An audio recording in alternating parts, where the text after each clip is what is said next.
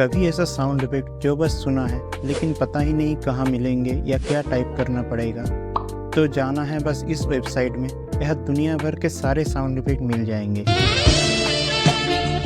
Emotional damage। और memes के लिए तो अलग सेक्शन बना है। वेबसाइट का नाम जानने से पहले वीडियो को लाइक करें और अपने सारे क्रिएटर दोस्तों के साथ वीडियो को शेयर कर दें। और ये सारे साउंड इफेक्ट आप फ्री में डाउनलोड भी कर सकते हैं। तो वेबसाइट का नाम है myinstants.com।